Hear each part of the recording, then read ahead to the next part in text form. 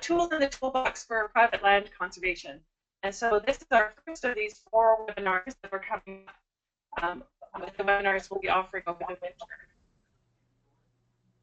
I'm just trying to get.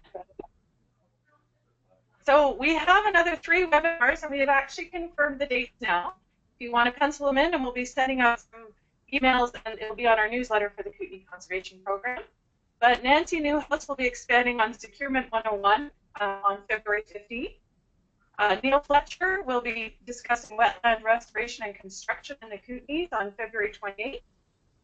And Lynn Campbell will be speaking to species at risk on private land on March 8th. All of these webinars will be from 10 to 11 Pacific and 11 to noon Mountain Time on those dates. I want to thank our wonderful sponsors and supporters of the Kootenai Conservation Program, without whom we couldn't offer these types of programs. I also want to give you a heads up if you're interested in landowner outreach, which I assume you are because you joined our, that the Columbia Basin Environmental Education Network is offering a community-based social marketing institute on the 2nd in Castlegar. And this is a really amazing opportunity to learn how to foster sustainable behavior, which is part of landowner outreach. So CBAIN's engaged Douglas Mackenzie Moore, who's a world-renowned developer of Columbia social marketing. And you can register at cbeain.ca, and the registration, the workshop will probably fill up, so the sooner the better. So today we've got a 1-hour webinar. There'll be 45 minutes of presentation with up to 15 minutes for questions at the end. And you'll be on mute for the duration, so we don't have a distracting background noises. You can ask questions at any point, though, using your chat box feature on your webinar control panel. So we see those as organized, and then Angela, who's presenting, will see them as well. And she's also got several polls to participate in during the webinar. The webinar will be recorded and made available on the website. I know people have already asked about that since they would like to attend and can't for specific dates, so you can find the recordings on kootenaiconservation.ca. So without further ado, I'd like to introduce Angela Wells. She's Program Manager with the Montana Department of Natural Resource Conservation, and she's speaking to landowner outreach, including low-cost tools in the toolbox, techniques for getting to know your audience and defining your product, developing audience profiles, and various outreach. So partners had indicated that they were interested in learning more about landowner outreach, so we're absolutely delighted to have Angela presenting today. She's had a lot of experience in this and can share some of her lessons learned from across the border. So I welcome you, Angela, and thank you again for presenting at our webinar series.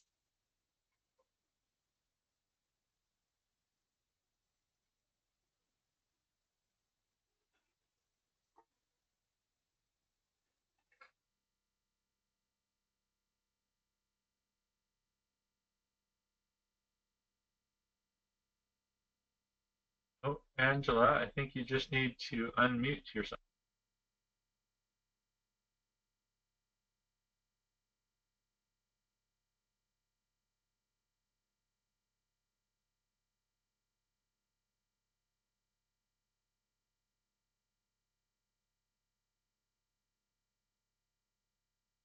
I still can't hear you, Angela.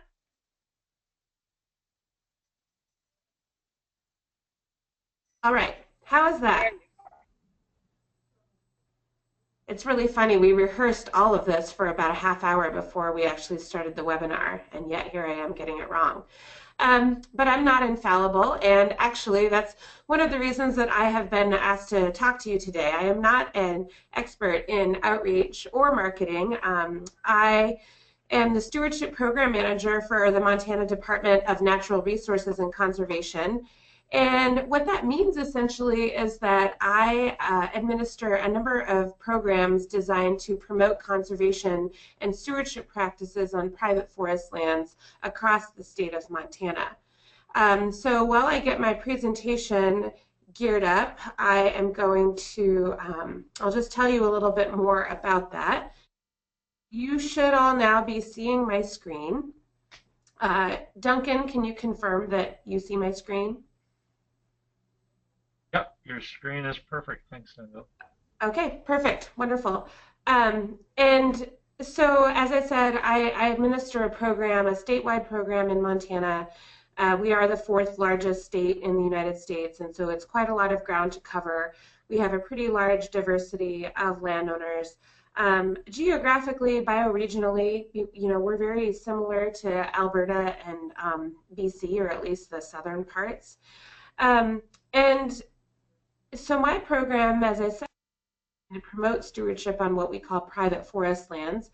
And that can take a variety of forms. We do provide financial assistance to landowners for specific conservation practices, most of which have to deal with using removal of trees, thinning to either promote resilience in fire-adapted ecosystems or to just improve overall forest health.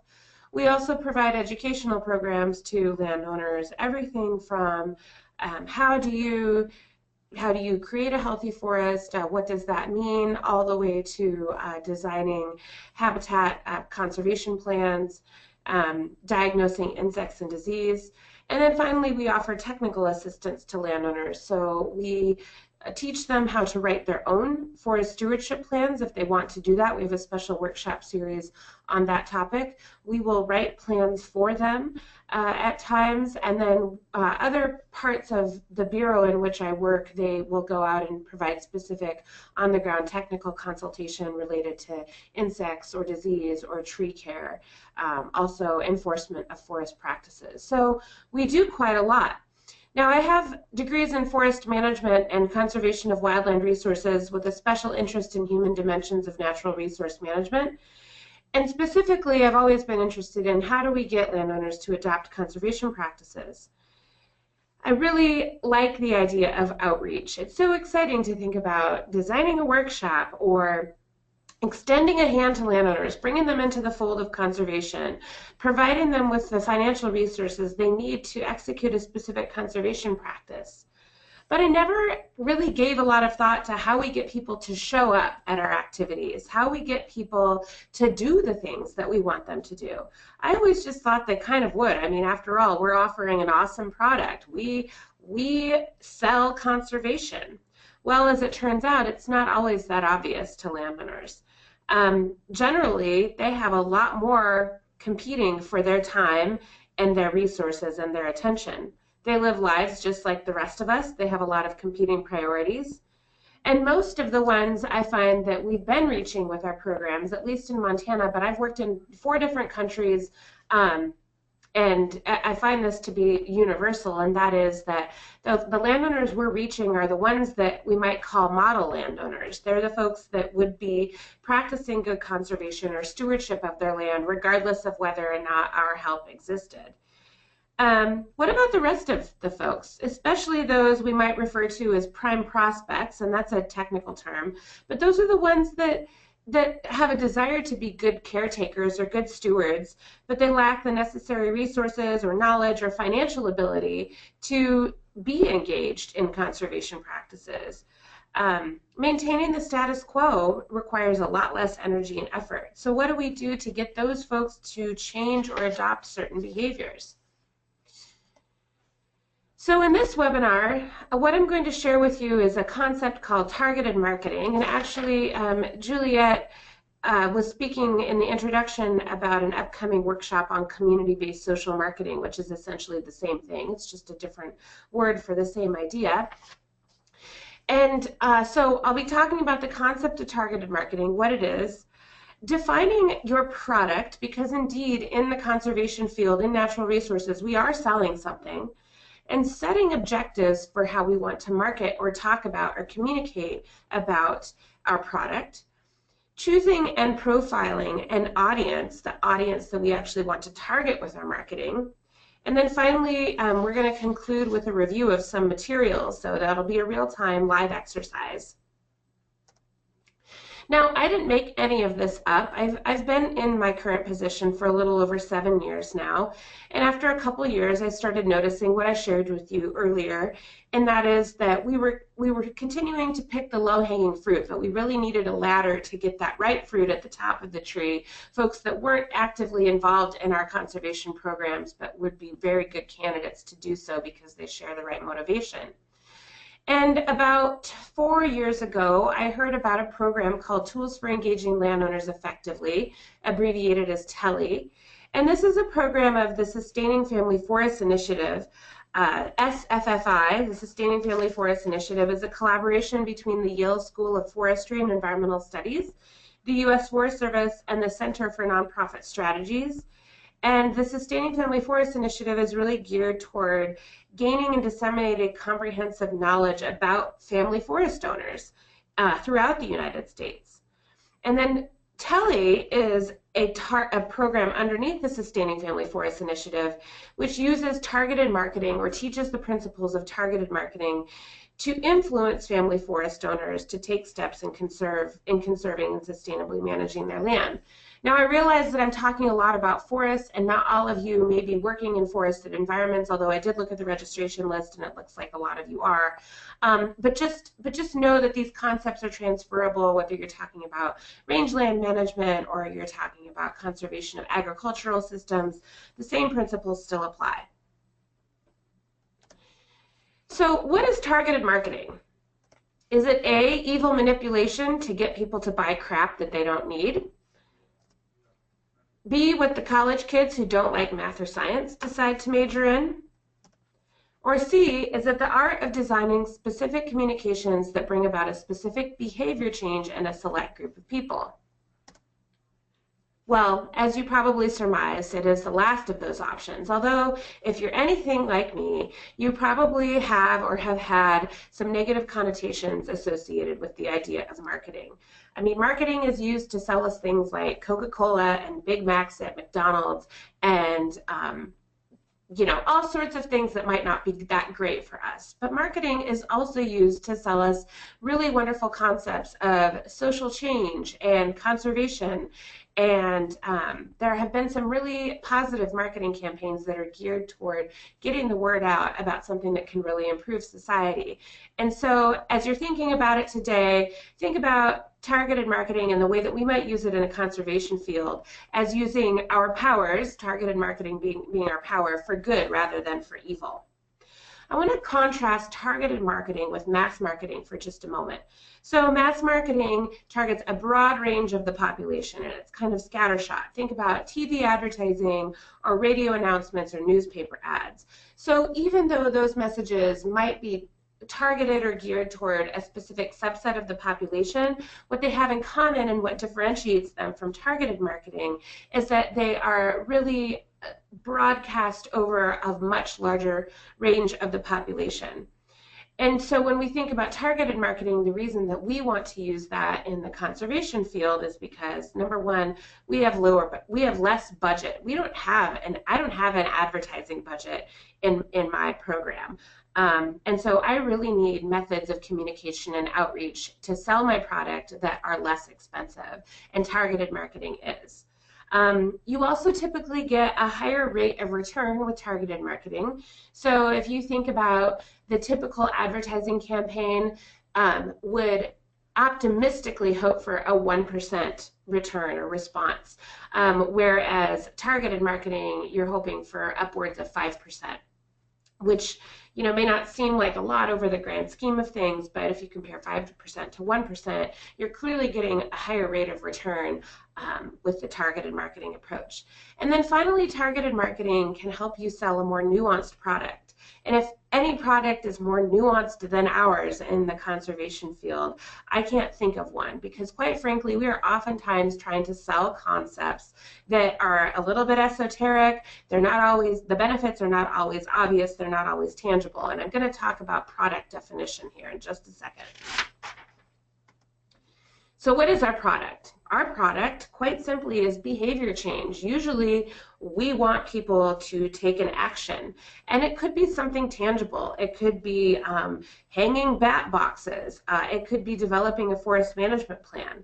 It could be putting a conservation easement on their property, or it could be something as simple as an idea. Getting people to value the role of bats as pollinators and natural insect control, for example. We frequently do try to sell values. That's one of our products. So that's the first step, and it's not that hard, but when you're thinking about, okay, I'm going to design this outreach piece, I'm going to design communication, what is it that I'm selling? More often than not, you're going to be selling an action or behavior change. It also might be attending a workshop, attending a field tour, but always come back to that very basic element of what is it that we're trying to sell. The next step, step 2, is defining an objective for your communication or your targeted marketing strategy. So I want you to contrast 2 different objectives, which are up on the screen right now. One is, we want more people to hang bat boxes. Okay, that's fair. Sounds like a good thing. Contrast that with, by the end of our marketing campaign, 20 new landowners in Sleeman Creek will hang bat boxes on their property because they value bats' role as pollinators and natural insect control. So some of you may have heard of SMART goals, and SMART is an acronym. It stands for significant, measurable, attainable, relevant, and time-based. And so you see all of those aspects in the second of these 2 objectives. You see that it's significant, and I'm just, full disclosure, I don't know anything about bats. I think they're cute, but I'm making the assumption here with this objective that hanging 20 bat boxes in Sleeman Creek is going to have some sort of significant impact on improving the habitat quality of bats. Maybe we have a bat biologist on this webinar right now who's going to say that I'm full of crap. Sorry. And then we also have a measurable goal in there. 20 is very measurable.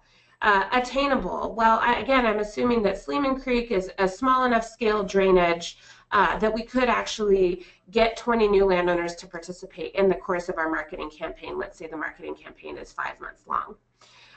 We want goals that are relevant. So, it's hard to argue that bats are not relevant right now. I mean, it seems like they're in practically every piece of literature that I pick up these days about forest conservation. And then finally, time-based. So by the end of our marketing campaign, that establishes a time frame.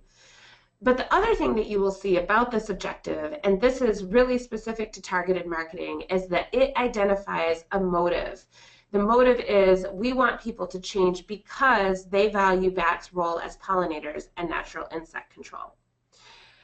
So why does this matter? Why does it matter that we define an objective so specifically? Well, because it's going to shape our targeted marketing strategy.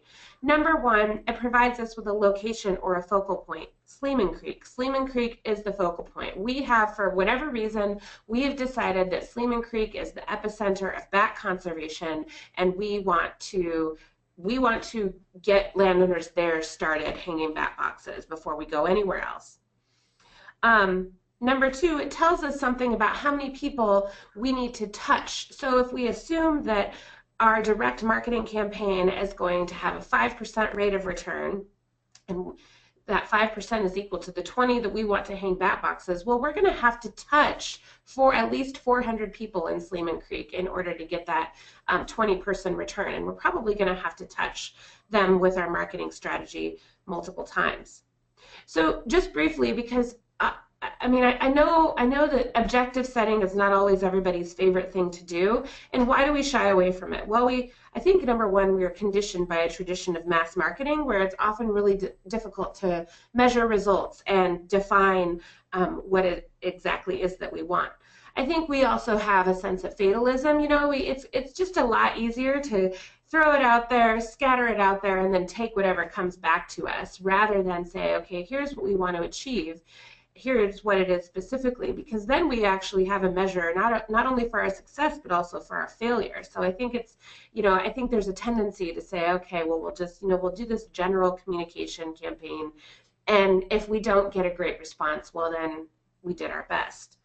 I also think and I find this a lot in my work. You know, I work with private landowners who only own about 24% of the land, the forested land base in Montana.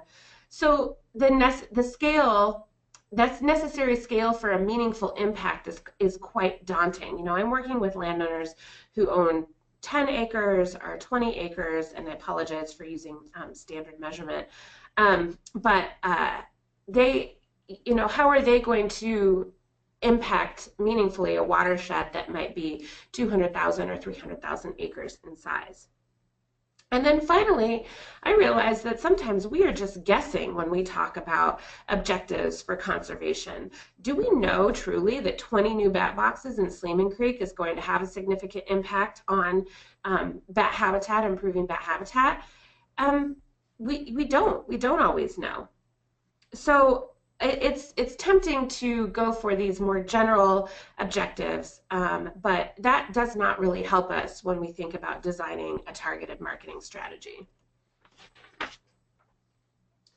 So I'm going to outline a couple of things now which I feel like are the two, if you take nothing else away from this, if you've tuned out and you tune out for everything else except for the next few slides, that's fine with me.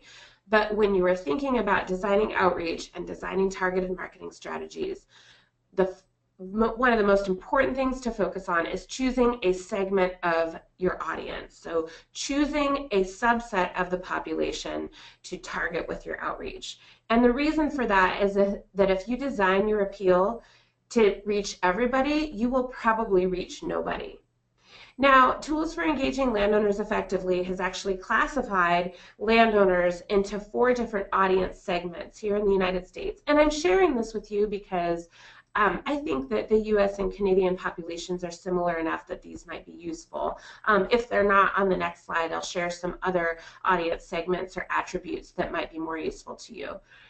So the first category of landowners is what we call the woodland retreat owners. These are folks who purchase their property or own their property primarily for its amenity value, for things like privacy, because they have a concept that they're protecting nature. Maybe they like their property for its recreational value. Maybe they own it because they are hunters. Maybe they own it because they want to build their own mountain biking trails. You know, maybe they're bird watchers. So that's one category of landowners. The second segment of landowners is what we call working the landowners. These are folks who value the amenities of their property, but they also see their land as a financial asset to generate income. That actually describes my family. I grew up in the Columbia Valley in north central Washington. We have 110 acres of working forest land. We also raise some cattle. You know, we spend a lot of time working on that place, and you know, we love to sit on the deck with a drink at the end of the day, but our primary activities were definitely geared toward supplementary, or I shouldn't say supplementary income, but additional income. So you contrast that then with the supplemental income owners, that's a third audience segment, who see their land primarily as a financial asset. They may appreciate some of the amenity values, but generally they own their land because they want to harvest timber, or because they are raising cattle, or maybe they own a hunting ranch and they are making a lot of money selling the opportunity to hunt on that property. And then finally, you have a segment of landowners we call the uninvolved, who don't really rate any reason for owning their land highly. They could take it or leave it. They often have inherited this land, or they're holding it as a speculative asset, thinking that they might sell it one day. And so, generally speaking, most targeted marketing strategies really get at one of those first 3 categories. Not a lot of effort is dedicated to involving the uninvolved landowners, because they don't really have that sort of baseline desire or ethic to practice conservation or stewardship. So maybe you're thinking, oh, none of this apply. We don't have any landowners in Canada who are what you might call woodland retreat owners. We don't have any working the landowners in Alberta or BC. So there are other ways that you might segment your audience. You might think about, for example, targeting landowners who are going to be really, really influential. So, for example, if you're thinking about, if you're trying to market conservation easements. You're trying to get more people to sign up for conservation easements in a particular watershed. You might target large landowners. You might target landowners who are beyond retirement age and who are starting to think about the legacy of their property. Or if you are trying to promote riparian conservation, you might target landowners who are adjacent to a major waterway or an important waterway. So those are the examples of folks whose actions might be most influential. You might, for example, target landowners who are ready or able to take a desired action. So again, if we're talking about conservation easements, many of them require a management plan or a stewardship plan as a prerequisite. And so you might want to target landowners who already have one of those plans or have worked with a local forester or have gone through a class to develop a management plan. You might also think about targeting landowners who have strong stewardship attitudes. And in Montana, we know, for example, that the majority of landowners have a good stewardship ethic, strong stewardship values, but right now they have a relatively low engagement and management practices. And later in the presentation, I'll tell you how we know. We actually have a data set that tells us, divides landowners into these segments. And then finally, you might just choose to target, you might hit the easy button and choose to target landowners that you can actually reach with very little effort.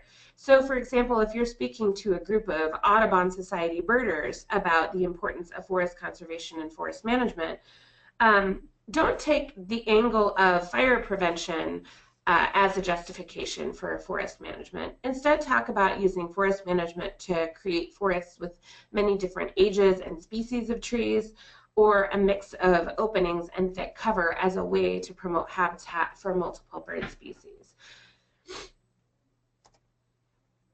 So the second takeaway from this presentation, that again, if you're paying attention to nothing else, I want you to pay attention to this. Once you've segmented your audience, you want to think about what you can do to understand your audience. And the reason that this is important is because targeted marketing, by virtue, must be tailored for your audience's values, their needs, their wants, and their beliefs. So, at a minimum, you probably want to think about the demographic profile of your audience. Are they old? Are they young? Are they retired? Are they working? Are they male? Are they female? What's their general income level? You want to think about where they work. Are they primarily blue collar? Are they, professionals who go to work at 9 in the morning and come back at 5 p.m.? Are they stay-at-home parents? Are they retired? You want to think about what their values might be. And when you think about values, what you're really trying to identify is what people actually do rather than what they think, because you always want to target or gear your message to what folks actually do. We are all, in some respects, quite idealistic, and our actions don't always match our words, but to the extent possible, your marketing does need to target what folks actually do. How do people spend their free time? Are they mountain biking? Are they hunting? Are they socializing with family on the weekends? Are they big motorized recreationists? Are they backpackers? Do they not do anything outside with their free time? Do they just prefer to sit inside with a cup of coffee and look out the window? And then finally, why do they own their land? And that gets a little bit back to our audience segmentation. Do they own their land for its recreational or amenity value, or do they own it because it's a primary source of income or adds additional income to their other activities, etc.? So now we're going to test this theory a little bit. In the U.S., as I said, we have a nationwide data set called the National Woodland Owners Survey that can give us some of this information. It's a survey that's conducted by the research branch of the U.S. Forest Service. It's conducted, I think, every 5 years, and it provides us with all sorts of information about landowners state by state and region by region. We also have access to some market research. You can pay for it, or you can log on using different email addresses and get access to some of this market research. And nevertheless, what I want to emphasize is that even without hard data, even if you don't have a national woodland owner survey, and I don't know that you do in Canada, or even if you don't have access to market research, those of us that work in this profession and have worked in a specific region or province or state for a long time, we know certain things about the landowners that we work with. And so to test that theory, this is one of our first opportunities for audience participation. I have 3 poll questions, and I'll get those started here in just a second. So for those of you who are, I'm doing air quotes in case you can't see me, who are participating right now by reading the sports page or checking your email right now, now's the time to tune fully back into the webinar, because we want you to respond to these poll questions. And this is also going to be really helpful to me because I want to understand more about landowners, the landowners that you're dealing with in Alberta and BC. So I'm just going to start the poll right now. So the first question is, thinking of the primary landowner of the properties that you're dealing with, is the primary owner male or female? And so you're just gonna, answer that question. And I'll give you a little while.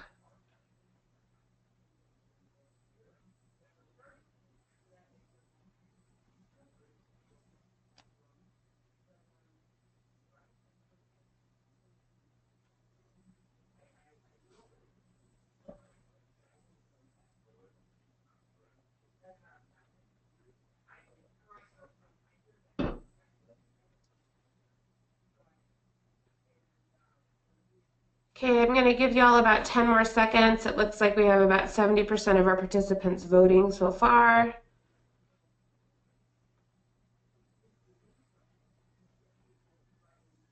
Okay, so I'm going to close the poll now. And so what I am seeing is that 81% of you responded that the primary gender of the landowners that you're working with is male. 19% of you said female. All right, so the next question is, when thinking about the primary landowner, what is their approximate age?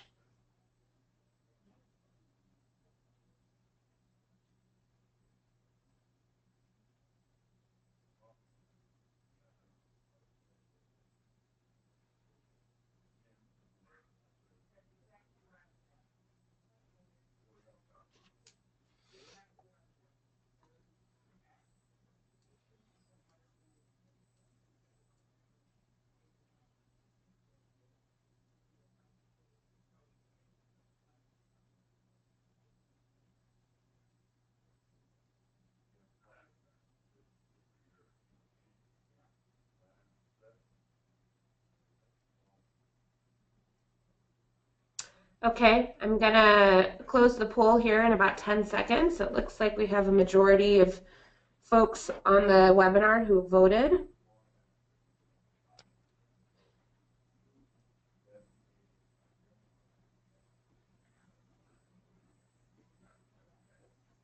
Okay.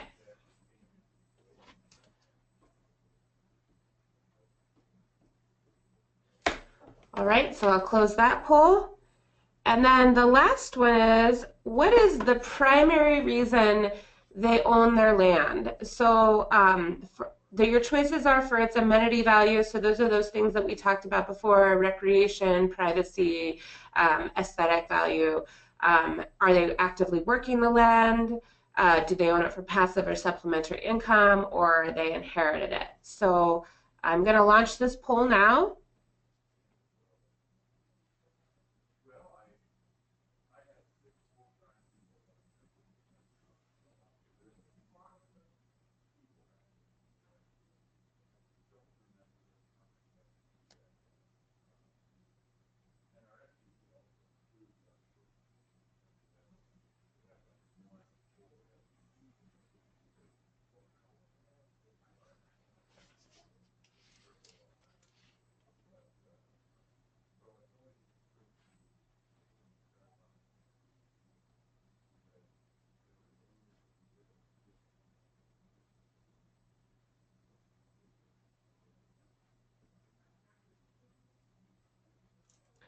Okay, I'll give you just a few more seconds.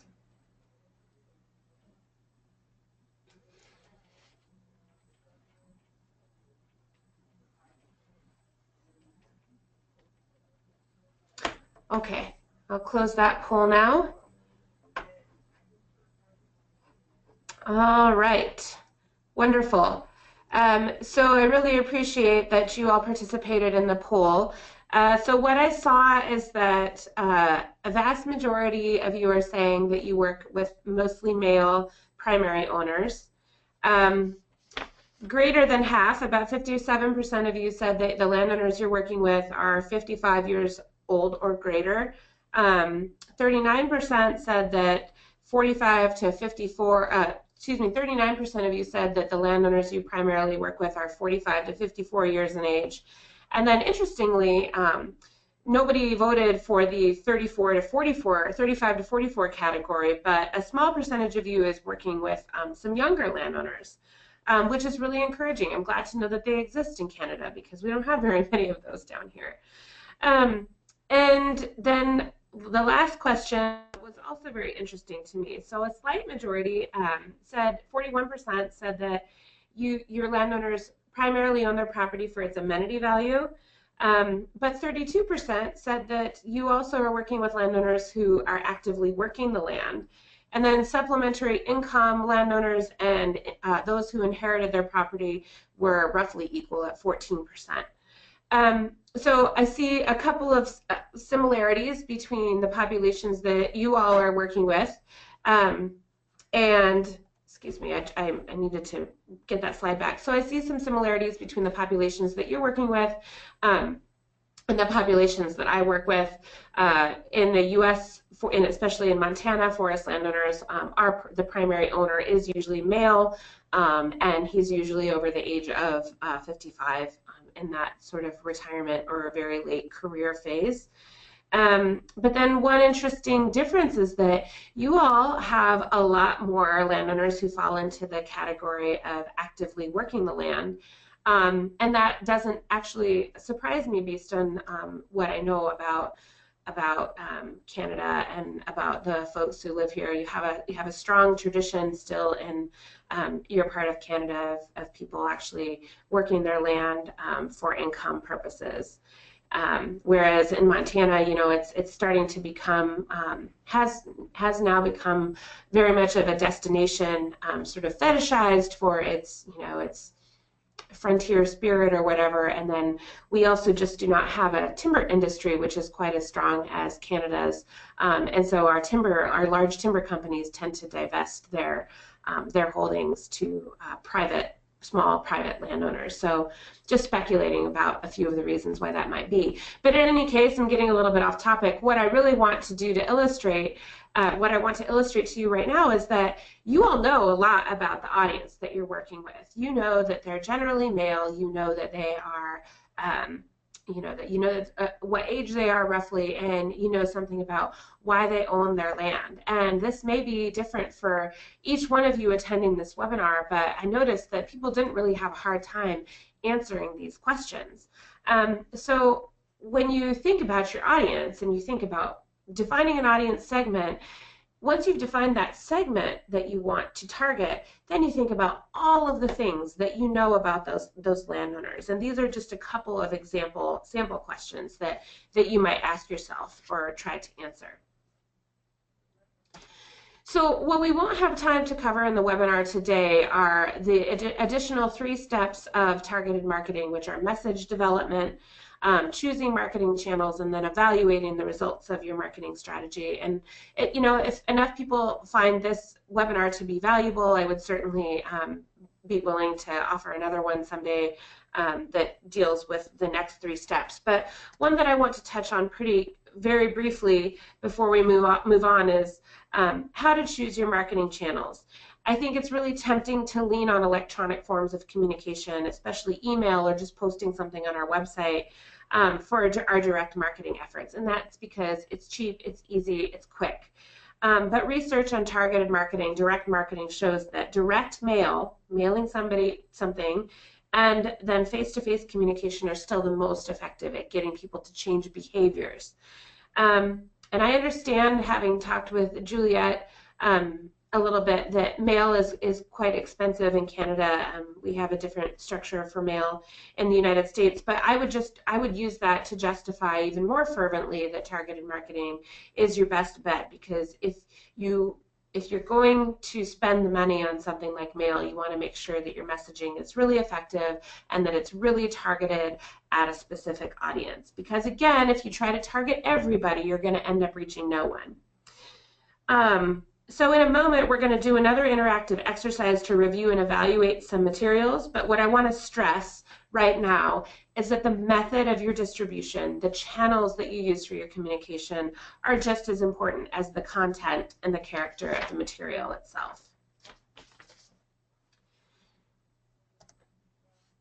So the next activity that we're going to do, and the final exercise, is we're going to actually review some real-time, some actual materials that one is one that I've created, one is one that I borrowed from the state of Oregon, and I'm going to give everybody in the audience time to look at the materials, and then I'm going to pose 4 different questions separately.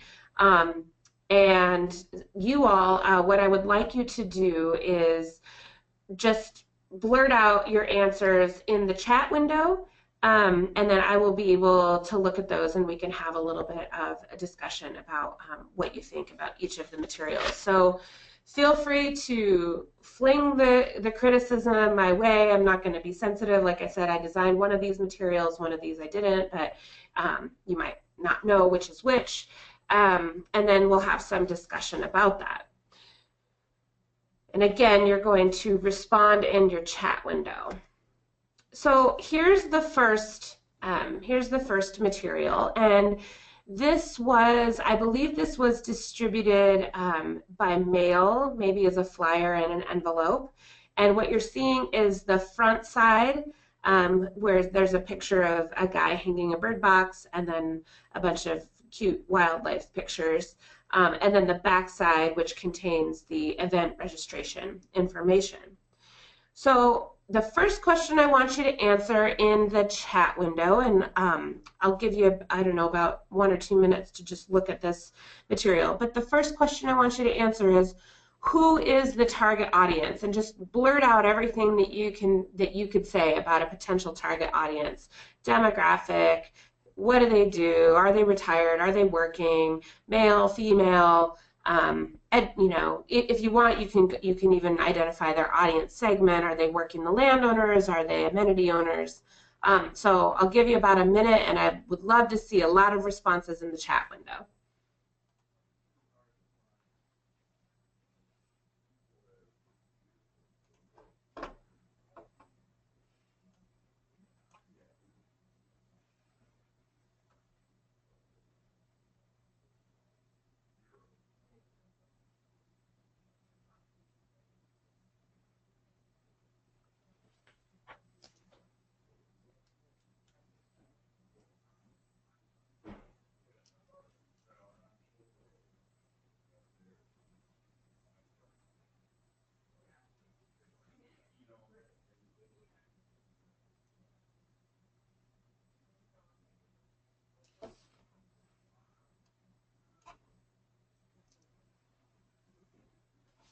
Okay, I see that Duncan is saying some comments are coming in via the question box, so he'll post it to the chat window.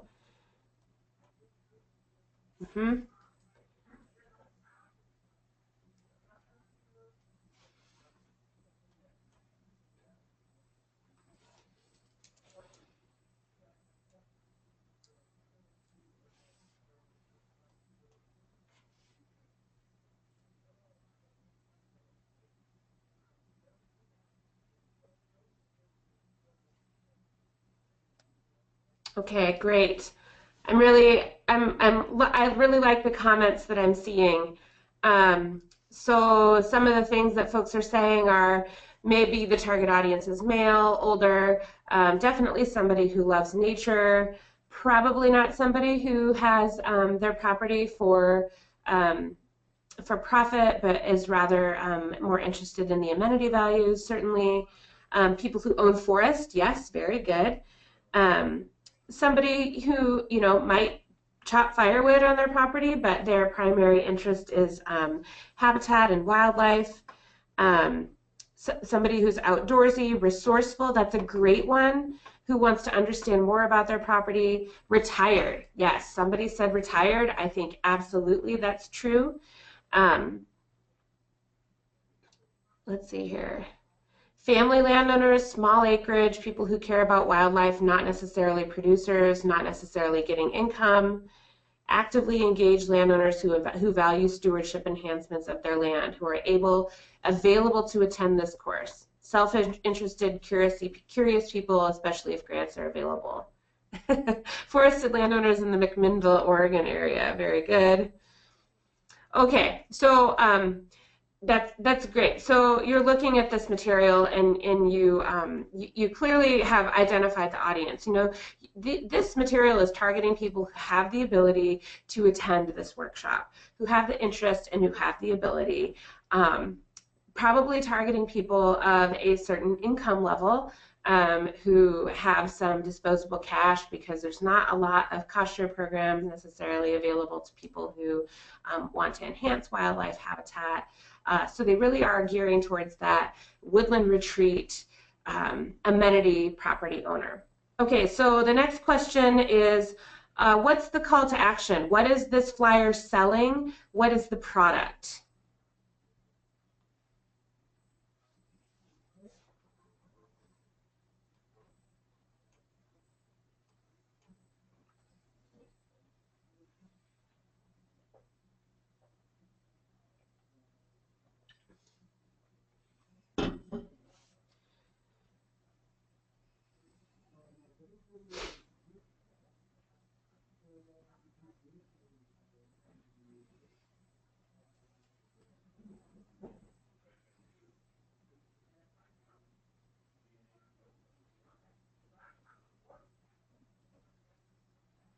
Again, the question is, what is this flyer selling? What is the product?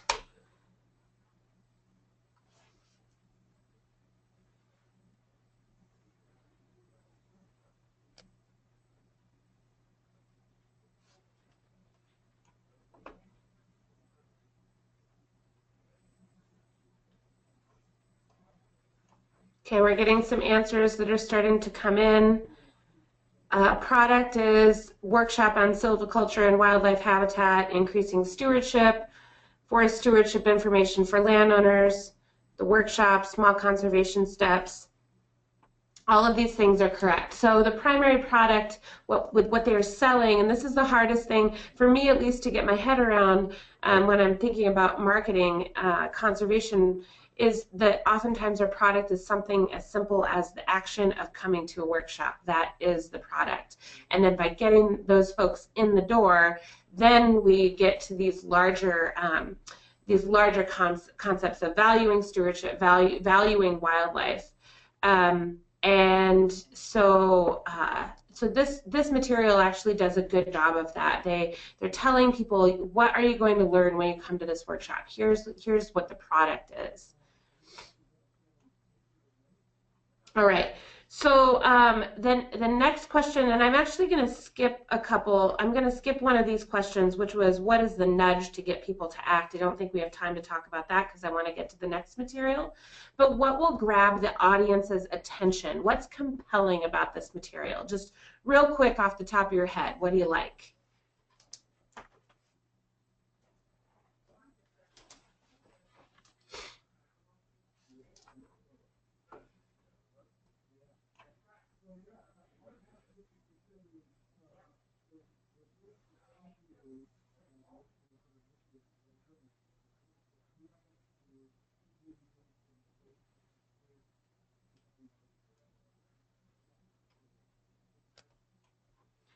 Okay, so one person says that they like the pictures. That's what's really grabbing the audience's attention.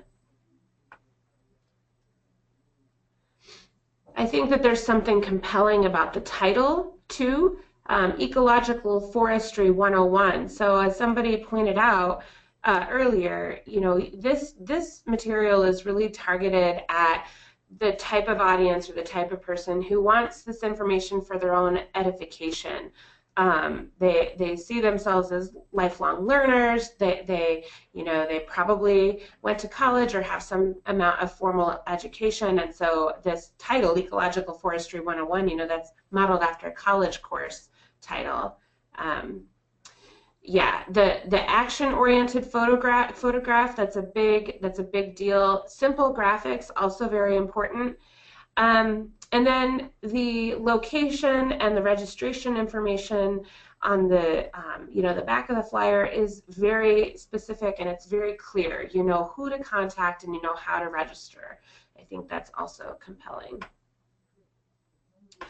Okay, great. Thank you for your participation on this. We're going to do one more example. So now we are going to look at, okay, so here we have another, and this was distributed by mail. It's a trifold, and so over on the left-hand side, you're looking what's on the outside. So you fold it into 3 pieces. There's an address in the white space, and then on the right, you're looking at the content that is on the inside. So have a look at this, and then I'm going to pose just a few questions.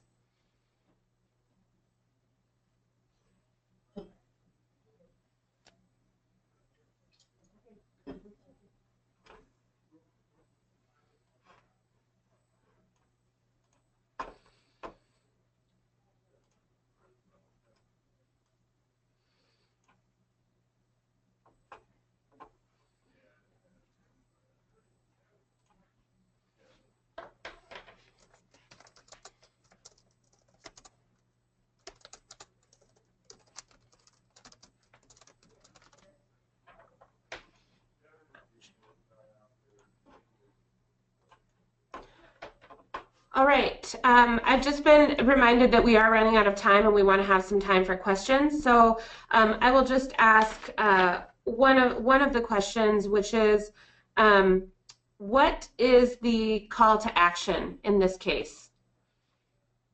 What are we asking people to do? What's our product?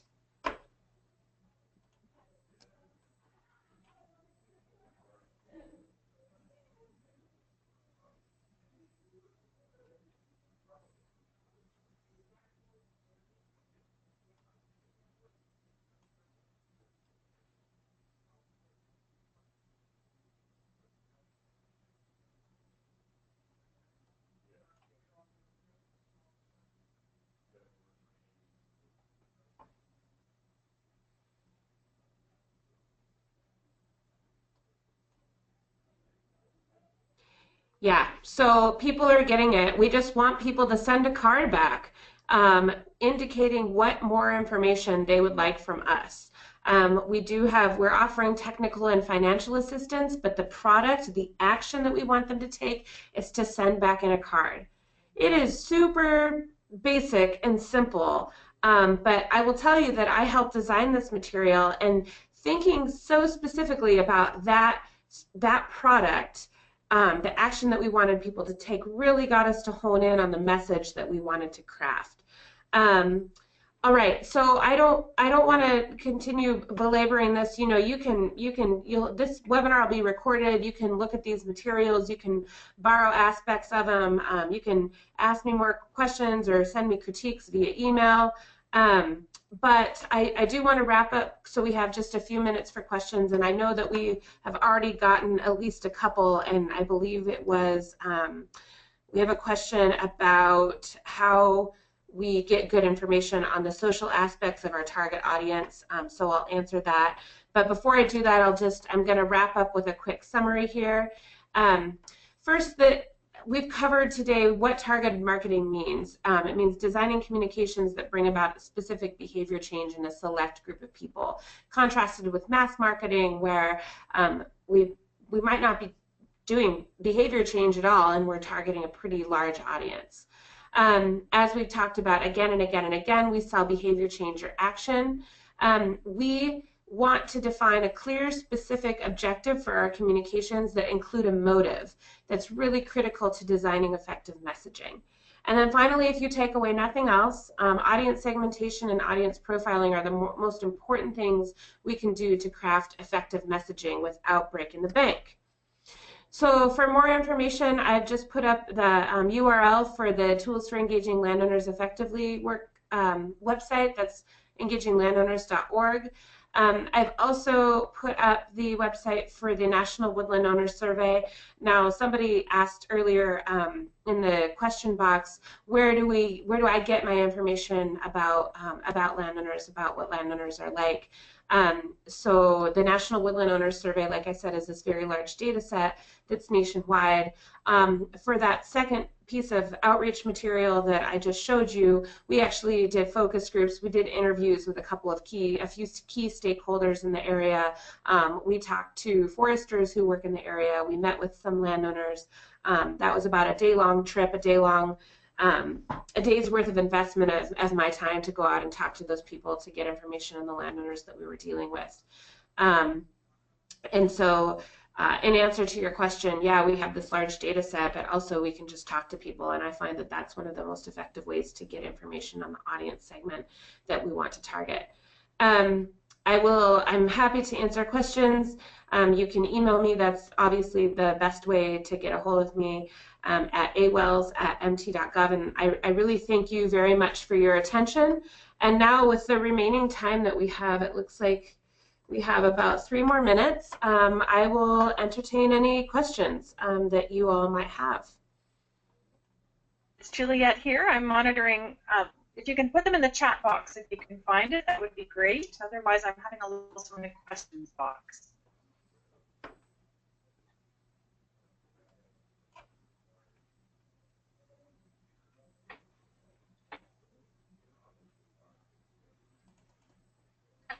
Any examples of targeting those who see profit as most important?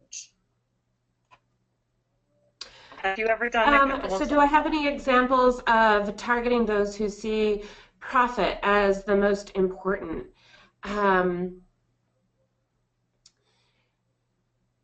Yes, and I would just have to think about what those were. You know, we do have, one thing that we have is we have a brochure, a call before you cut brochure, that is targeting landowners who are specifically looking at timber harvest. The thing about that brochure is that the material is really great, but the channels that we use for distribution are not always that specific. And so that gets back to one of the concepts I was addressing earlier, is that the content and concepts that you're trying to convey are often subordinate to the channels that you use to communicate them.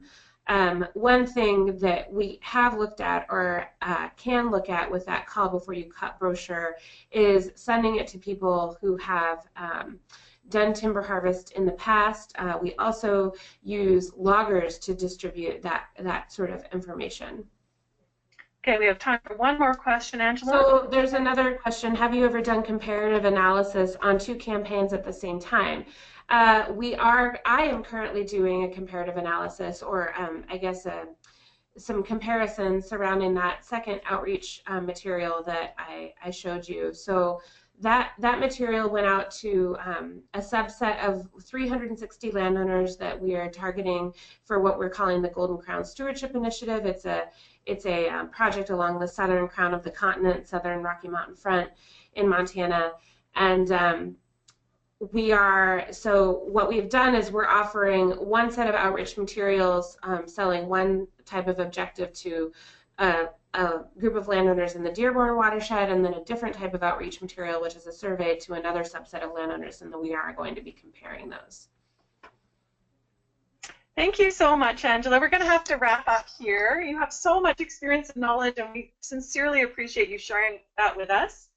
And I hope that that we will be able to have people ask you more questions by email. I know that you're going to be going on maternity leave very soon, so hopefully you'll be able to respond. I just want to thank all of the participants on the webinar for joining us in this webinar series, the first one, and remind you that the next one, oh, I'm not showing my screen. Can you hear me? Can you guys hear me? I've been talking away. Yep, you're good, Juliet. Okay. So thanks again to Angela, and I'll remind you that the next webinar is on February 15th, and it's Securement 101 with Nancy Newhouse from the Nature Conservancy of Canada. We'll have information on our website this week for the remainder 3 webinars in our series. Thank you again to everybody, and